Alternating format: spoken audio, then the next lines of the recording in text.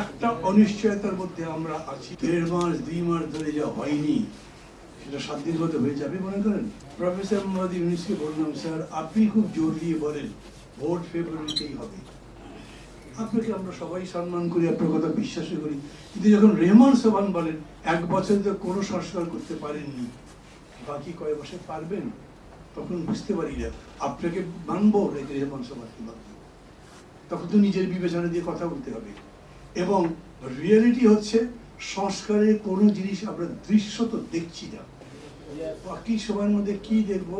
আমি আবার বলি, সবার আগে আমার কাছে এখন মনে হয় এই পুলিশ যদি ঠিক না হয়, সেটা ডেমোক্রেসি বলেন অথবা ভোটটা ঠিক মতো হওয়ার কথা বলেন বা শান্তিতে বাস করার কথা বলেন, যাই বলেন, আর্মি দিয়ে তো সেটা হবে না। ঢাকা বিশ্ববিদ্যালয় আমাদের সবচেয়ে বড় বিদ্যাপীঠ, তার কর্তৃপক্ষ বলেন আমরা ভোটের দিন এইখানে আর্মিকে নিয়ে আসবো উইথ ফুল পাওয়ার, মানে they will be operating also. Army বলেছে ওটা আমাদের কাজই করে। তাহলে আমাদের নিজেদের মধ্যে কত বড় দ্বন্দ্ব নিয়ে, কত বড় শূন্যতা নিয়ে একজন আরেকজনের সাথে সম্পর্ক গড়ে তুলবার চেষ্টা করছে ভেবে দেখেন। কি হবে শেষ পর্যন্ত আমি জানি না, ভালো মতো হয়ে যাক তাই চাই, কিন্তু আর্মি দিয়ে চলবে না।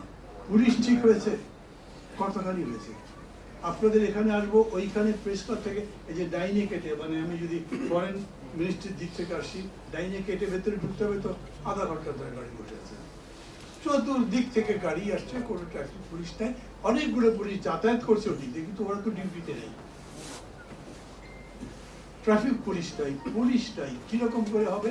এই প্রশ্নগুলো বড়, আমাদের আগামী দিনে ওইটা দেখতে হবে। তার সাথে সাথে এই যে জুলাই সনদ বলছেন, এইটাকে আইনি বৈধতা দেওয়ার কথা বলতে হবে।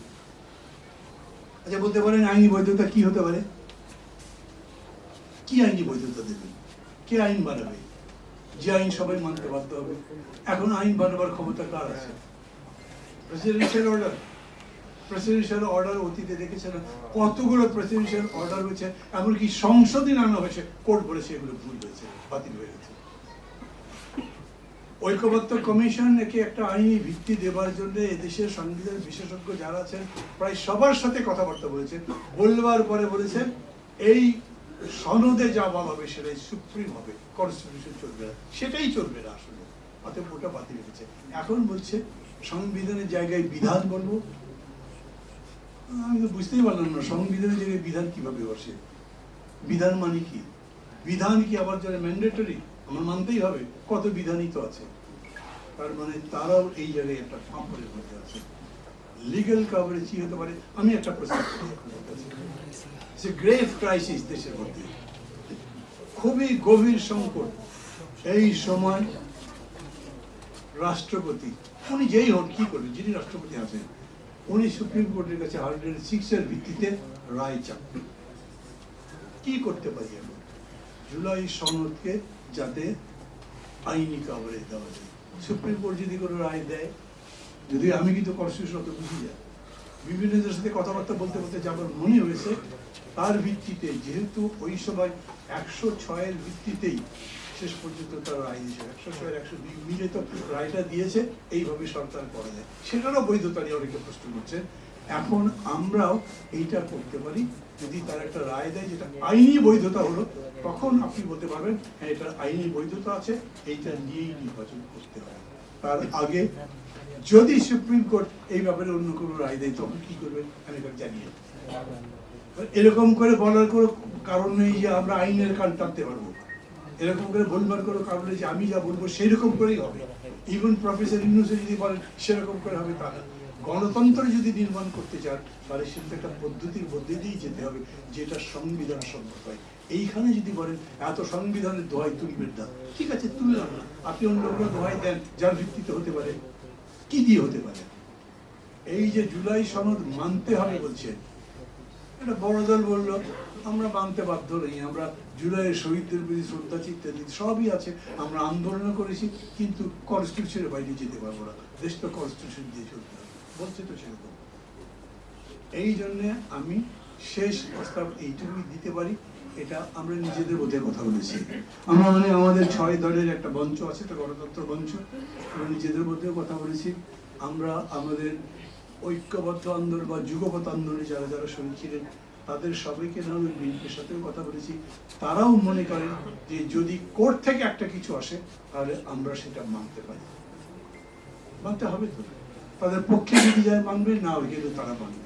এরকম কথাবার্তা বলা, এইরকম একটা অবস্থা পরিস্থিতি করার জন্য যাতে এরকম হয়, এত বড় সংকট থেকে আমরা বেরিয়ে আসতে পারি, তার জন্য আমি আবার বলবো, শেষ কথা হচ্ছে সংকট যে হয়েছে তা দেখে খুশি হবার কারণ নেই।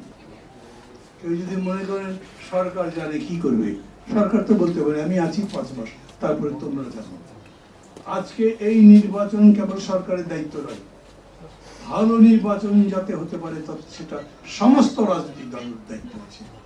যেই দল যত বড় তার দায়িত্ব তত বড়।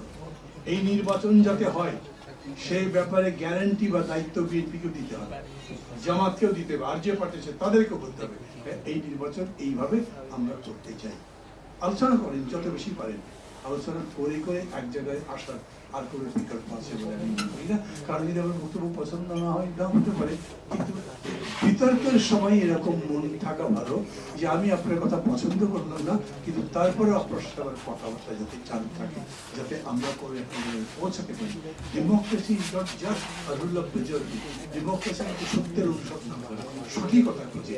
ডেমোক্রেসি আরো উন্নত জায়গায় যেতে চায়, মানুষের জীবন উন্নত করতে চায়, সমাজ উন্নত করতে চায়, রাষ্ট্রকে, যার মনে যে কষ্ট আছে তিনি সেই কষ্ট নিয়েই চলছেন, এটাই তো বাস্তব। জুলাই সনদ নিয়ে কি হবে? খুবই স্পষ্টত একটা দল বলছে যে কনস্টিটিউশনের সাথে জড়িত যে বিষয় আছে সে বিষয়ে আগে কিছু করা যাবে না। কিন্তু আপনারা এখানে যে সেমিনার করছেন, দাবি করছেন জুলাই সনদের গ্যারান্টি চাই, তার ভিত্তিতে নির্বাচন হওয়া চাই। এখন আপনারা আমার কাছে যদি মনে করেন যে এই বিতর্ক বা এই সমস্যার আমি কোনো সমাধান দিতে পারবো, আমি সরি, আমি কিভাবে পারবো? আমার কথাই তো চলবে না। যদি বিএনপি আসতো, জামাত আসতো, তারা যদি বলতো সেটা একটা ওয়েট ক্যারি করতে পারতো, আমার কথাই তো সেটা ক্যারি করবে না। যদি এরকম বলেন, আপনি মাহমুদুর রহমান মান্না খুব টকশো করে বেড়ান, সব জায়গায় বক্তৃতা করে বেড়ান, বলেন যে জুলাই সনদ ছাড়া ভোট হবে না, আমি সেই কথা বলতে রাজি হব, কিন্তু আমি কোনো রুকাওয়াট হব না, মানে আমি এটার জন্য কোনো বাধা দেবো না। এই কারণে আমি জানি যে শেষ পর্যন্ত গণতন্ত্র মানে রুল অফ মেজরিটি, সেই মেজরিটির কাছে তো আমাকে সমর্পণ করতে হবে। আমি জানি না আবার কবে এই জুলাই সনদ নিয়ে বৈঠক হবে। 5 তারিখে আমাদেরকে fresh draft of the July সনদ দেওয়ার কথা ছিল, কিন্তু দিতে পারেনি। আপনারা পেপার থেকে সব পড়ছেন, প্রতিদিনই আমি মনে করি একদম আপডেটেড সব ইনফরমেশন আমাদের কাছে আসছে।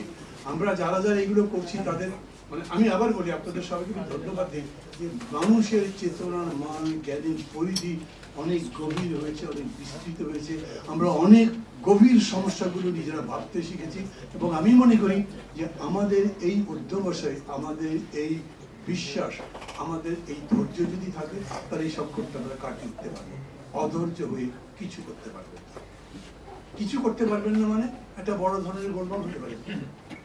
মানে শেষ পর্যন্ত এমন যদি হয় 2-3টা দল বললো এটা না হলে ভোটই করবো না, প্রফেসর ইংলিশ বললো আমি ঝগড়াঝাটি বলতে নাই, কোন রাতে বেলা ফাইটে চলে যেতে, সরকার কই পাবো? তখন মানুষের মধ্যে এখন কথা শুনছে, একটা অন্য লেভেল হয়ে যেত। আমাকে যখন জিজ্ঞেস করে ভাই আমার তো কারোর সাথে কথা হয়নি, কেউ 1-11 করবে, কি করবে তো বলতে পারি না। একটা অনিশ্চয়তার মধ্যে আমরা আছি, যখন আমাদের বিশেষ করে যারা অংশী, বিশেষ করে যারা এগুলোকে পরিচালনা করছেন, তাদের মাথা ঠান্ডা রেখে, পরস্পরের প্রতি আস্থা রেখে, সবচাইতে বড় কথা সবল করে দেশের কথা বিবেচনা করে সিদ্ধান্তে আসার জন্য চেষ্টা করতে হবে। ঐকমত্য কমিশন বলেছে 15 তারিখের মধ্যে তারা এই সমস্ত সেটেল করবে। আজকে কত তারিখ? 7 তারিখ, ঠিক 1 সপ্তাহ আছে। 1.5 মাস 2 মাস ধরে যা হয়নি সেটা 7 দিন মধ্যে হয়ে যাবে মনে করেন? আমি